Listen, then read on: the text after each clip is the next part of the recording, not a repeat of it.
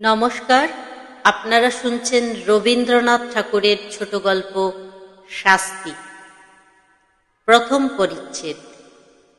দুঃখীরাম রুই এবং ছিদাম রুই দুই ভাই সকালে যখন দা হাতে লইয়া জন খাটিতে বাহির হইল, তখন তাহাদের দুই স্ত্রীর মধ্যে বকাবকি চেঁচামেচি চলিতেছে।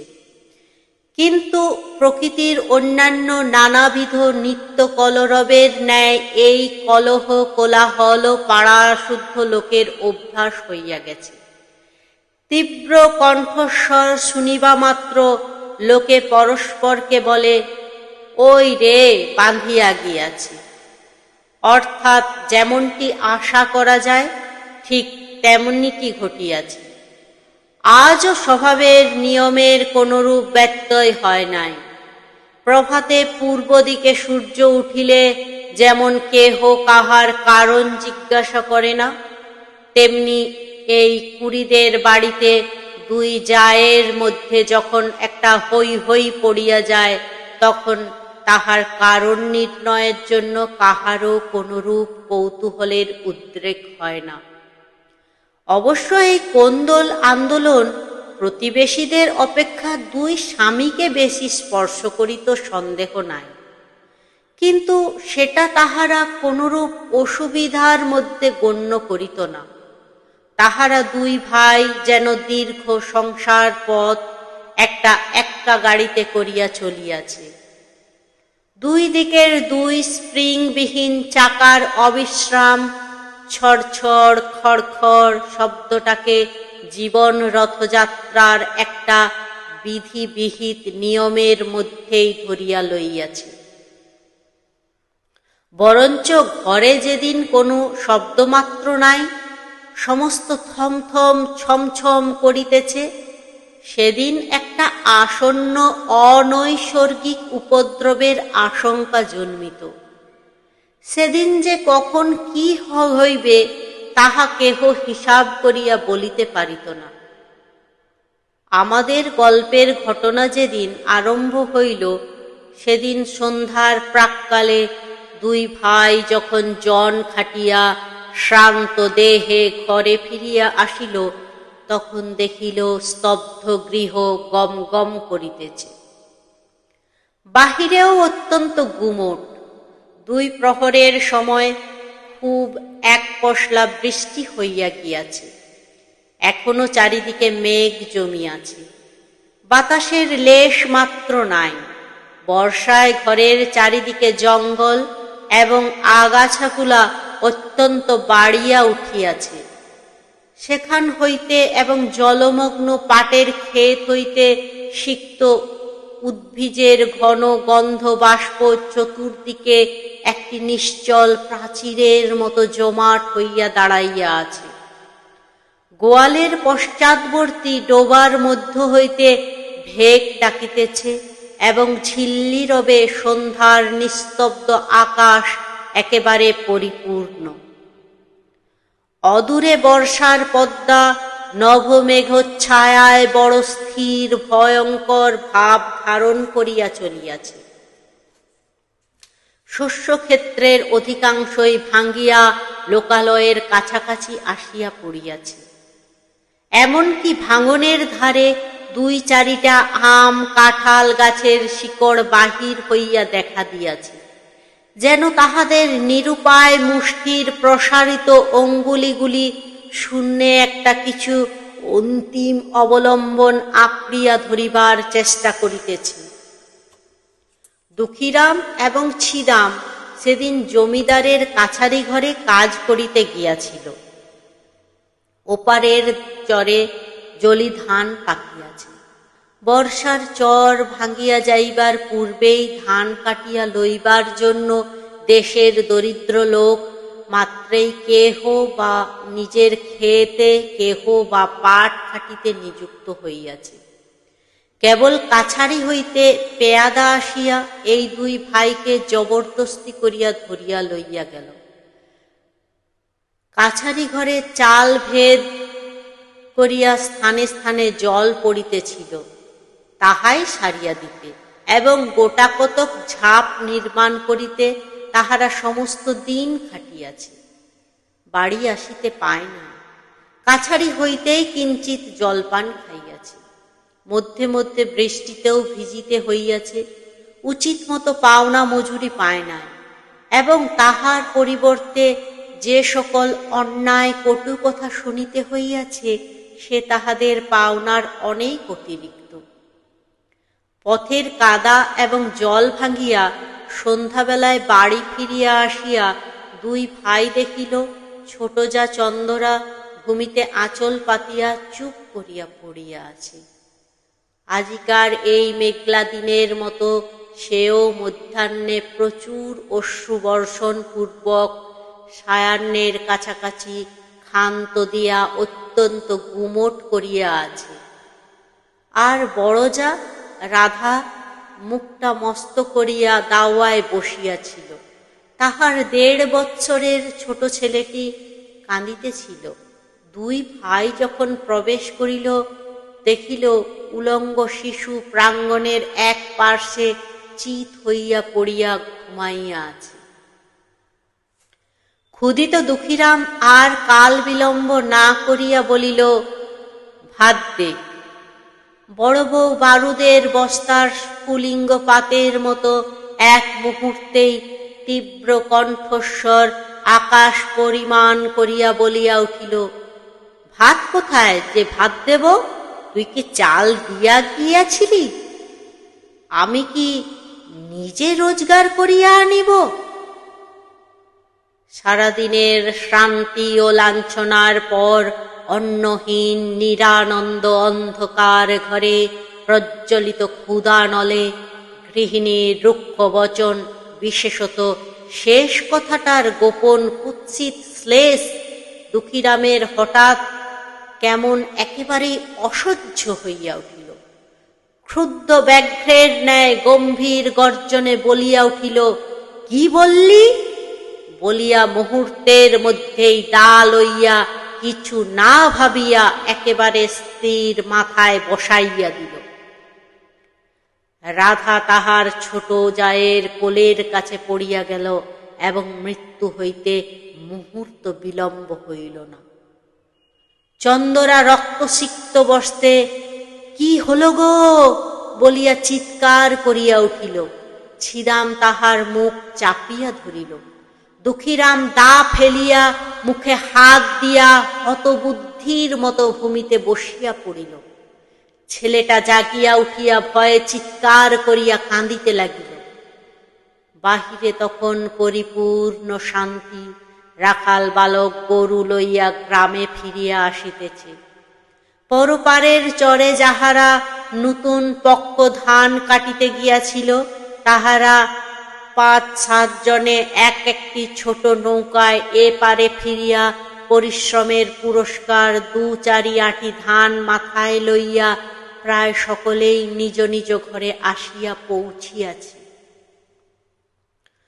চক্রবর্তীদের বাড়ির রামলোচন খুড়া গ্রামের ডাকঘরে চিঠি দিয়া ঘরে ফিরিয়া নিশ্চিন্ত মনে চুপচাপ তামাক খাইতেছিলেন। হঠাৎ মনে পড়িল তাহার কোরফা প্রজা দুঃখীর অনেক টাকা খাজনা বাকি। আজ কিয়দংশ শোধ করিবে প্রতিশ্রুতি হইয়াছিল। এতক্ষণে তাহারা বাড়ি ফিরিয়াছে স্থির করিয়া চাদরটা কাঁধে ফেলিয়া ছাতা লইয়া বাহির হইলেন। কুড়িদের বাড়িতে ঢুকিতে তাহার গা ছমছম করিয়া উঠিল। দেখিলেন ঘরে প্রদীপ জ্বালা হয় নাই। অন্ধকার দাওয়ায় 2-4টা অন্ধকার মূর্তি অস্পষ্ট দেখা যাইতেছে। রহিয়া রহিয়া দাওয়ার এক কোণ হইতে একটা অস্ফুট রোদন উচ্ছ্বসিত হইয়া উঠিতেছে এবং ছেলেটা যত মা মা বলিয়া কাঁদিয়া উঠিতে চেষ্টা করিতেছে, ছিদাম তাহার মুখ চাপিয়া ধরিতেছে। রামলোচন কিছু ভীত হইয়া জিজ্ঞাসা করিলেন, দুঃখী আছিস নাকি? দুঃখী এতক্ষণ প্রস্তর মূর্তির মতো নিশ্চল হইয়া বসিয়াছিল।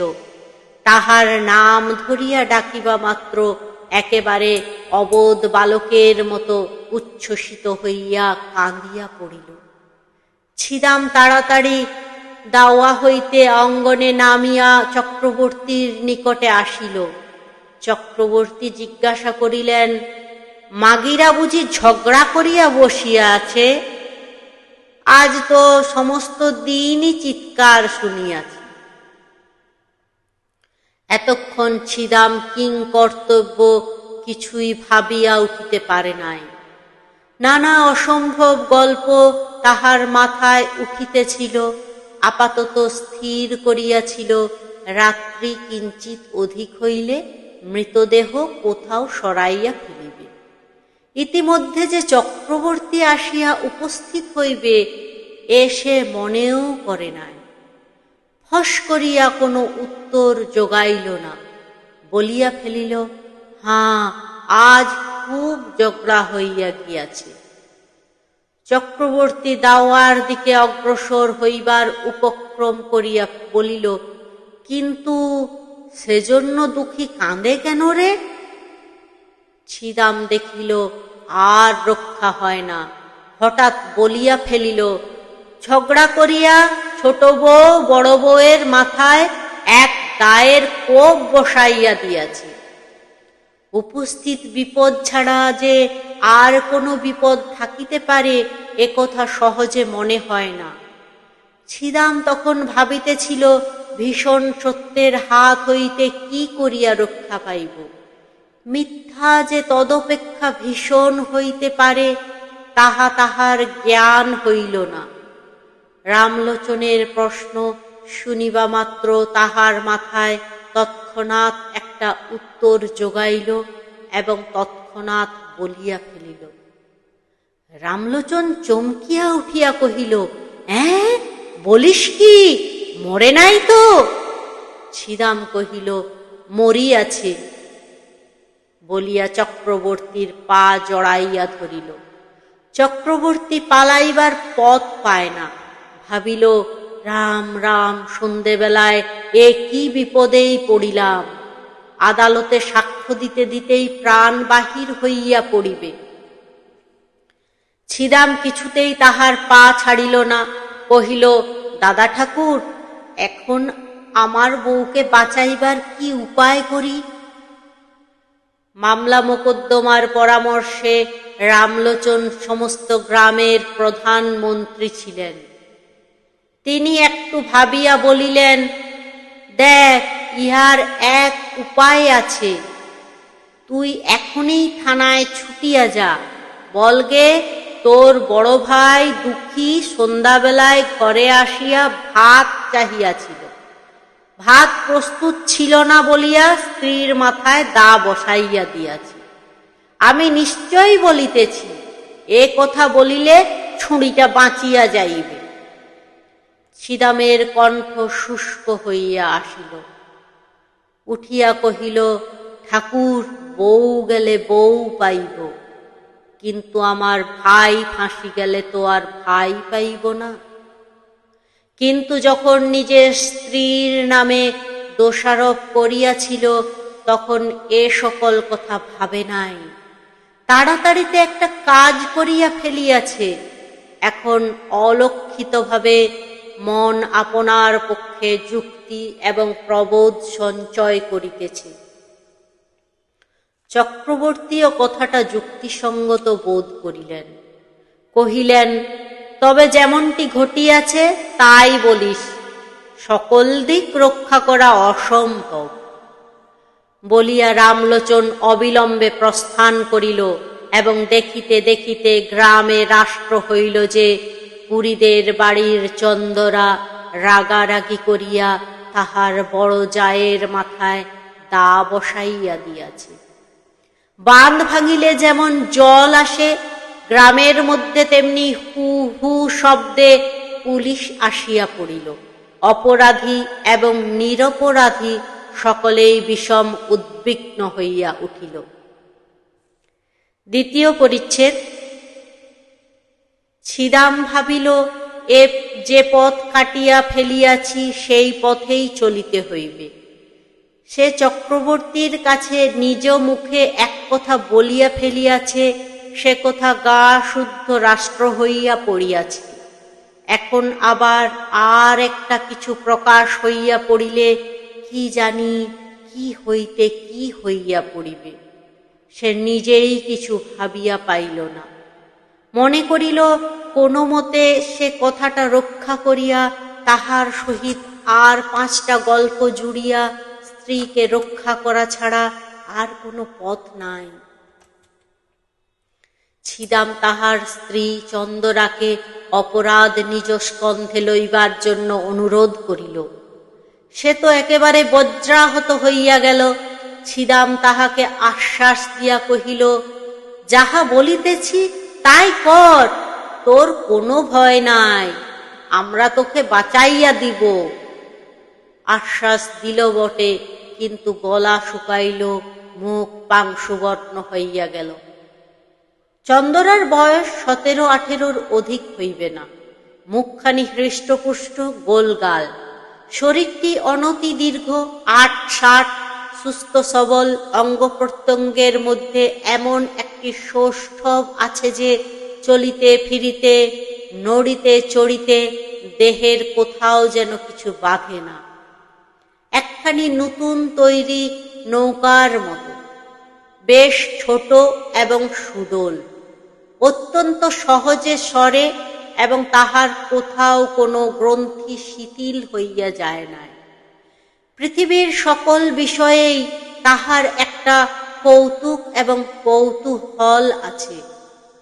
পাড়ার গল্প করিতে যাইতে ভালোবাসে এবং কুম্ভকক্ষে ঘাটে যাইতে আসিতে 2 অঙ্গুলি দিয়া ঘোমটা ঈষৎ ফাঁক করিয়া উজ্জ্বল চঞ্চল ঘন কৃষ্ণ চোখ দুটি দিয়া পথের মধ্যে দর্শনযোগ্য যাহা কিছু সমস্ত দেখিয়া লয়।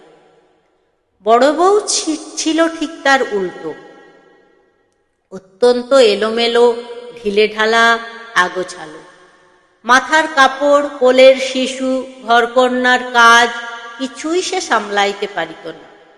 হাতে বিশেষ একটা কিছু কাজও নাই, অথচ কোনো কালে যেন সে অবসর করিয়া উঠিতে পারে না। ছোট যা তাহাকে অধিক কিছু কথা বলিত না, মৃদুস্বরে 2-একটা তীক্ষ্ণ দংশন করিত, আর সে হাউ হাউ দাউ দাউ করিয়া রাগিয়া মাগিয়া বকিয়া ঝকিয়া সারা হইত এবং পাড়া শুদ্ধ অস্থির করিয়া তুলিত। এই 2 জুড়ি স্বামী স্ত্রীর মধ্যেও স্বভাবের একটা আশ্চর্য ঐক্য ছিল। দুঃখীরাম মানুষটা কিছু বৃহদায়তনের, হাড়গুলো খুব চওড়া, নাসিকা খর্ব, 2টি চক্ষু এই দৃশ্যমান সংসারকে যেন ভালো করিয়া বোঝে না, অথচ ইহাকে কোনরূপ প্রশ্ন করিতেও চায় না। এমন নিরীহ অথচ ভীষণ, এমন সবল অথচ নিরুপায় মানুষ অতি দুর্লভ। আর ছিদামকে একখানি চকচকে কালো পাথরকে কে যেন বহু যত্নে কুঁদিয়া গড়িয়া তুলিয়াছে, লেশ মাত্র বাহুল্য বর্জিত এবং কোথাও যেন কিছু টোল খায় নাই। প্রত্যেক অঙ্গটি বলের সহিত নৈপুণ্যের সহিত মিশিয়া অত্যন্ত সম্পূর্ণতা লাভ করিয়াছে। নদীর উচ্চ পাড় হইতে লাফাইয়া পড়ুক, লগি দিয়া নৌকা ঠেলুক, বাঁশ গাছে চড়িয়া বাছিয়া বাছিয়া কঞ্চি কাটিয়া আনুক, সকল কাজেই তাহার একটি পরিমিত, পরিপাট্য, একটি অবলীলাকৃত শোভা প্রকাশ পায়। বড় বড় কালো চুল তেল দিয়া কপাল হইতে যত্নে আঁচড়াইয়া তুলিয়া কাঁধে আনিয়া ফেলিয়াছে। বেশভূষা সাজসজ্জায় বিলক্ষণ একটু যত্ন আছে। অপরাপর গ্রামবধূদিগের সৌন্দর্যের প্রতি যদিও তাহার উদাসীন দৃষ্টি ছিল না এবং তাহাদের চক্ষে আপনাকে মনোরম করিয়া তুলিবার ইচ্ছা তাহার যথেষ্ট ছিল, তবু ছিদাম তাহার যুবতী স্ত্রীকে একটু বিশেষ ভালোবাসিত। উভয়ে ঝগড়াও হইত, ভাবও হইত, কেহ কাহাকেও পরাস্ত করিতে পারিত না। আর একটি কারণে উভয়ের মধ্যে বন্ধন কিছু সুদৃঢ় ছিল। ছিদাম মনে করিত চন্দরা যেরূপ চটুল চঞ্চল প্রকৃতির স্ত্রীলোক, তাহাকে যথেষ্ট বিশ্বাস নাই। আর চন্দরা মনে করিত আমার স্বামীটির চতুর্দিকেই দৃষ্টি, তাহাকে কিছু কষাকষি করিয়া না বাঁধিলে কোনোদিন হাতছাড়া হইতে আটক নাই। উপস্থিত ঘটনা ঘটিবার কিছুকাল পূর্বে হইতে স্ত্রী পুরুষের মধ্যে ভারী একটা গোলযোগ চলিতেছিল। চন্দরা দেখিয়াছিল তাহার স্বামী কাজের ওজর করিয়া মাঝে মাঝে দূরে চলিয়া যায়, এমনকি 2-1 দিন অতীত করিয়া আসে, অথচ কিছু উপার্জন করিয়া আনে না। লক্ষণ মন্দ দেখিয়া সেও কিছু বাড়াবাড়ি দেখাইতে লাগিল। যখন তখন ঘাটে যাইতে আরম্ভ করিল এবং পাড়া পর্যটন করিয়া আসিয়া কাশী মজুমদারের মেজ ছেলেটির প্রচুর ব্যাখ্যা করিতে লাগিল। ছিদামের দিন এবং রাত্রিগুলির মধ্যে কে যেন বিষ মিশাইয়া দিল। কাজে কর্মে কোথাও এক দণ্ড গিয়া সুস্থির হইতে পারে না। একদিন ভাজকে আসিয়া ভারী ভৎসনা করিল। সে হাত নাড়িয়া ঝঙ্কার দিয়া অনুপস্থিত মৃত পিতাকে সম্বোধন করিয়া বলিল, ও মেয়ে ঝড়ের আগে ছোটে, উহাকে আমি সামলাইব? আমি জানি ও কোনোদিন কি সর্বনাশ করিয়া বসিবে। চন্দরা পাশের ঘর হইতে আসিয়া আস্তে আস্তে কহিল, কেন দিদি, তোমারে তো ভয় কিসে? এই 2 জায়ে বিষম দ্বন্দ্ব বাঁধিয়া গেল। ছিদাম চোখ পাকাইয়া বলিল, এবার যদি কখনো শুনি তুই একলা ঘাটে গিয়াছিস, তোর হাড় গুড়াইয়া দিব। চন্দরা বলিল, তাহা হইলে তো হাড় জুড়ায়, বলিয়া তৎক্ষণাৎ বাহিরে যাইবার উপক্রম করিল। ছিদাম এক লম্ফে তাহার চুল ধরিয়া টানিয়া ঘরে পুরিয়া বাহির হইতে দ্বার রুদ্ধ করিয়া দিল। কর্মস্থান হইতে সন্ধ্যাবেলায় ফিরিয়া আসিয়া দেখা গেল খোলা ঘর, ঘরে কেহ নাই। চন্দরা 3টে গ্রাম ছাড়াইয়া একেবারে তাহার মামার বাড়ি গিয়া উপস্থিত হইয়াছে। ছিদাম সেখান হইতে বহু কষ্টে অনেক সাধ্য সাধনায় তাহাকে ঘরে ফিরাইয়া আনিল, কিন্তু এবার পরাস্ত মানিল। দেখিল এক অঞ্জলি পারদকে মুষ্টির মধ্যে শক্ত করিয়া ধরা যেমন দুঃসাধ্য, এই মুষ্টিমেয় স্ত্রীলোককেও কঠিন করিয়া ধরিয়া রাখা তেমনি অসম্ভব। এ যেন 10 আঙ্গুলের ফাঁক দিয়া বাহির হইয়া পড়ে। আর কোনো জবরদস্তি করিল না, কিন্তু বড় অশান্তিতে বাস করিতে লাগিল। তাহার এই চঞ্চলা যুবতী স্ত্রীর প্রতি সদা শঙ্কিত ভালোবাসা উগ্র একটা বেদনার মতো বিষম টনটনে হইয়া উঠিল। এমনকি একবার মনে হইত, এ যদি মরিয়া যায় তবে আমি নিশ্চিত হইয়া একটুখানি শান্তি লাভ করিতে পারি। মানুষের উপরে মানুষের যতটা ঈর্ষা হয়, যমের উপরে এতটা নহে। এমন সময়ে ঘরে একটি বিপদ ঘটিল। চন্দরাকে যখন তাহার স্বামী খুন স্বীকার করিয়া লইতে কহিল, সে স্তম্ভিত হইয়া চাহিয়া রহিল। তাহার কালো 2টি চক্ষু কালো অগ্নির ন্যায় নীরবে তাহার স্বামীকে দগ্ধ করিতে লাগিল। তাহার সমস্ত শরীর মন যেন ক্রমেই সংকুচিত হইয়া স্বামী রাক্ষসের হাত হইতে বাহির হইয়া আসিবার চেষ্টা করিতে লাগিল। তাহার সমস্ত অন্তরাত্মা একান্ত বিমুখ হইয়া দাঁড়াইল। ছিদাম আশ্বাস দিল, তোমার কিছু ভয় নাই বলিয়া পুলিশের কাছে ম্যাজিস্ট্রেটের কাছে কি বলিতে হইবে বারবার শিখাইয়া দিল। চন্দরা সে সমস্ত দীর্ঘ কাহিনী কিছুই শুনিল না, কাঠের মূর্তি হইয়া বসিয়া রহিল। সমস্ত কাজেই ছিদামের ওপর দুঃখীরামের একমাত্র নির্ভর। ছিদাম যখন চন্দরার ওপর দোষারোপ করিতে বলিল, দুঃখী বলিল, তাহা হইলে বৌমার কি হইবে? ছিদাম কহিল, উহাকে আমি বাঁচাইয়া দিব। বৃহদাকায় দুঃখীরাম নিশ্চিন্ত হইল। তৃতীয় পরিচ্ছেদ।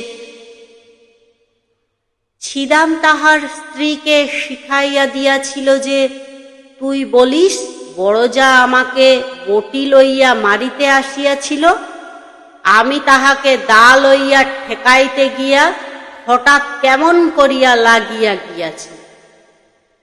এ সমস্তই রামলোচনের রচিত। ইহার অনুকূলে যে যে অলঙ্কার এবং প্রমাণ প্রয়োগের আবশ্যক, তাহাও সে বিস্তারিতভাবে ছিদামকে শিখাইয়াছিল।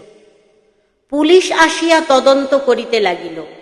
চন্দরাই যে তাহার বড়জাকে খুন করিয়াছে, গ্রামে সকল লোকের মনে এই বিশ্বাস বদ্ধমূল হইয়া গিয়াছে। সকল সাক্ষীর দ্বারাই সেইরূপ প্রমাণ হইল। পুলিশ যখন চন্দরাকে প্রশ্ন করিল, চন্দরা কহিল, হ্যাঁ, আমি খুন করিয়াছি। কেন খুন করিয়াছ? আমি তাহাকে দেখিতে পারিতাম না। কোনো বচসা হইয়াছিল? না। সে তোমাকে প্রথমে মারিতে আসিয়াছিল? না। তোমার প্রতি কোনো অত্যাচার করিয়াছিল? না। এইরূপ উত্তর শুনিয়া সকলে অবাক হইয়া গেল। ছিদাম তো একেবারেই অস্থির হইয়া পড়িল। কহিল, উনি ঠিক কথা বলিতেছেন না, বড় বউ প্রথমে। দারোগা খুব এক তাড়া দিয়া তাহাকে থামাইয়া দিল। অবশেষে তাহাকে বিধিমতো জেরা করিয়া বারবার সেই একই উত্তর পাইল। বড় বউয়ের দিক হইতে কোনরূপ আক্রমণ চন্দরা কিছুতেই স্বীকার করিল না। এমন একগুঁয়ে মেয়েও তো দেখা যায় না। একেবারে প্রাণপণে ফাঁসি কাষ্ঠের দিকে ঝুঁকিয়াছে। কিছুতেই তাহাকে টানিয়া রাখা যায় না। এ কি নিদারুণ অভিমান! চন্দরা মনে মনে স্বামীকে বলিতেছে, আমি তোমাকে ছাড়িয়া আমার এই নবযৌবন লইয়া ফাঁসি কাঠকে বরণ করিলাম।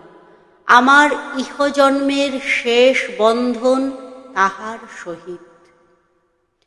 বন্দিনী হইয়া চন্দরা একটি নিরীহ ক্ষুদ্র চঞ্চল কৌতুকপ্রিয় গ্রামবধূ চিরপরিচিত গ্রামের পথ দিয়া, রথতলা দিয়া, হাটের মধ্য দিয়া, ঘাটের প্রান্ত দিয়া, মজুমদারদের বাড়ির সম্মুখ দিয়া, পোস্ট অফিস এবং স্কুল ঘরের পার্শ্ব দিয়া, সমস্ত পরিচিত লোকের চক্ষের উপর দিয়া কলঙ্কের ছাপ লইয়া চিরকালের মতো গৃহ ছাড়িয়া চলিয়া গেল।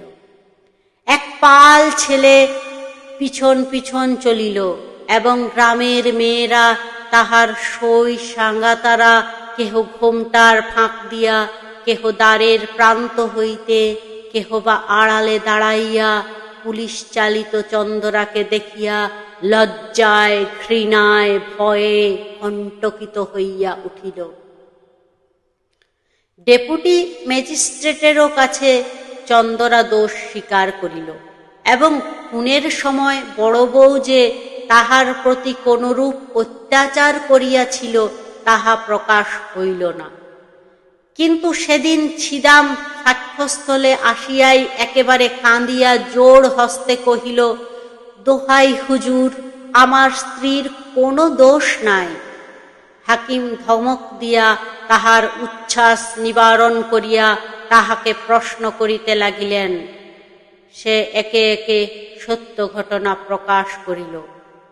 হাকিম তাহার কথা বিশ্বাস করিলেন না, কারণ প্রধান বিশ্বস্ত ভদ্র সাক্ষী রামলোচন কহিল, খুনের অনতি বিলম্বেই আমি ঘটনাস্থলে উপস্থিত হইয়াছিলাম। সাক্ষী ছিদাম আমার নিকট সমস্ত স্বীকার করিয়া আমার পা জড়াইয়া ধরিয়া কহিল, বউকে কি করিয়া উদ্ধার করিব, আমাকে যুক্তি দিন। আমি ভালো মন্দ কিছুই বলিলাম না।